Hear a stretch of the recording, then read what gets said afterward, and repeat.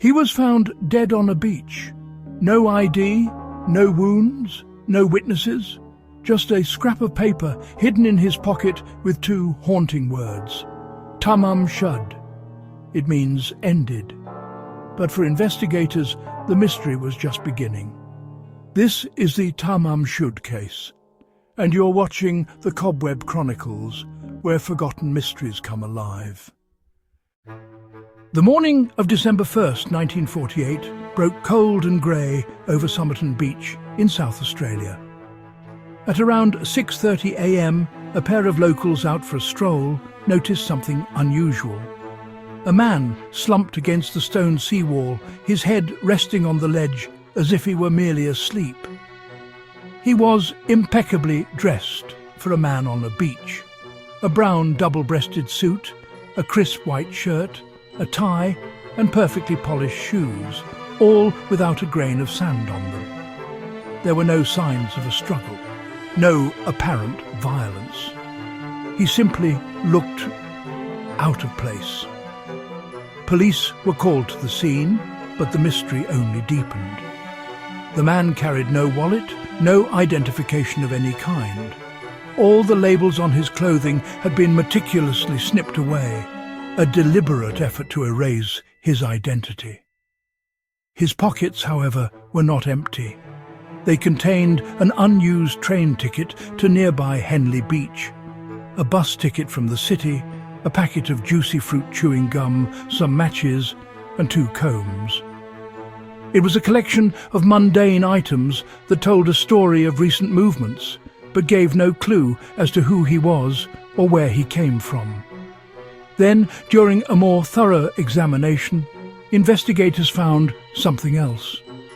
Tucked away and tightly rolled inside a hidden fob pocket, almost as an afterthought, was a tiny scrap of paper. Printed on it were 2 words, Tamam Shud.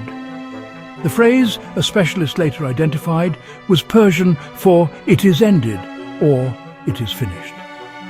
These words formed the final phrase from a book of 12th century poetry, the Rubaiyat of Omar Khayyam.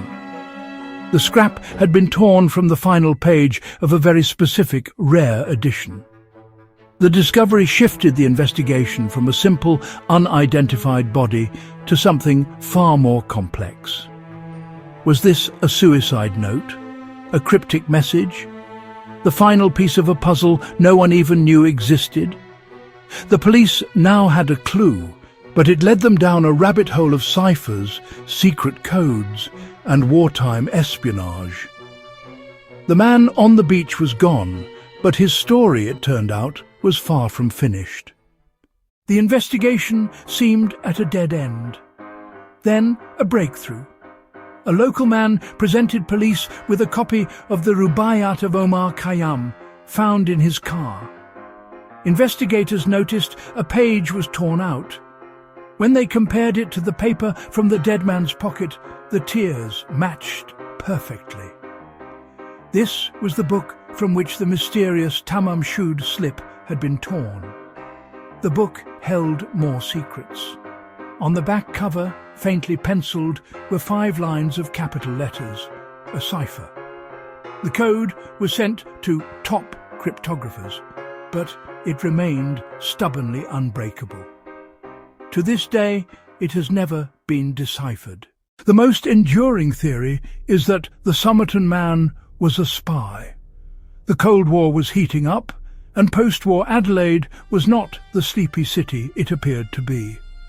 It was a crucial hub for military intelligence and weapons development, situated uncomfortably close to the Woomera Prohibited Area, a top-secret Anglo-Australian rocket testing range.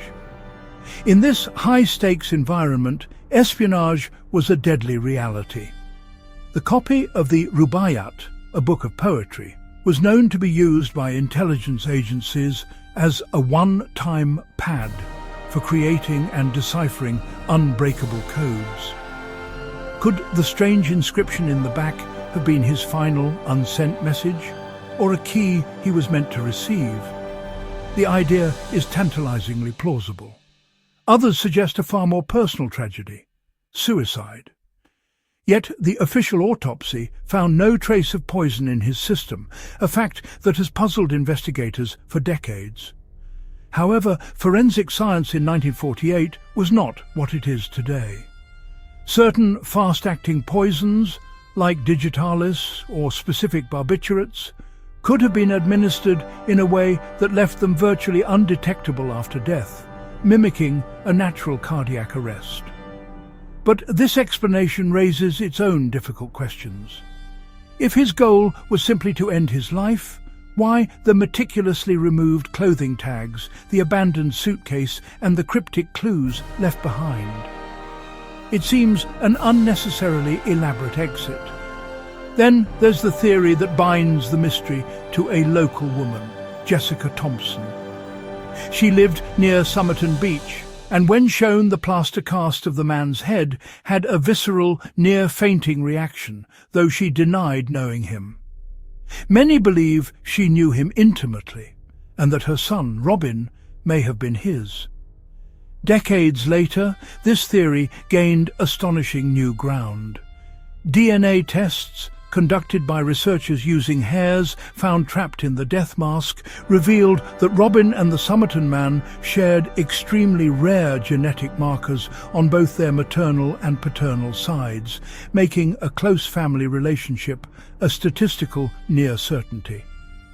But before we jump to conclusions and declare the case closed, there's one more twist that deepens the mystery and challenges everything we think we know. In 2022, after decades of speculation, forensic experts used DNA from hair samples to identify the man as Carl Webb, a Melbourne electrical engineer who vanished around the same time. But even with a name, the mystery remains. Why was he in Adelaide?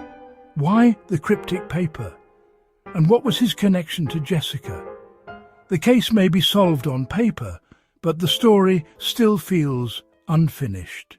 Was Carl Webb a heartbroken wanderer, a covert operative, or something else entirely? The Tamam Shud case is a puzzle with pieces still missing. What do you think? Was this a Cold War cover-up, a tragic love story, or a coded suicide? Drop your theory in the comments. And if you're drawn to mysteries that refuse to die, hit that subscribe button and join the Cobweb Chronicles, where every thread leads deeper. Up next, a killer who taunted police with cryptic letters and was never caught. The Zodiac Killer. Don't miss it.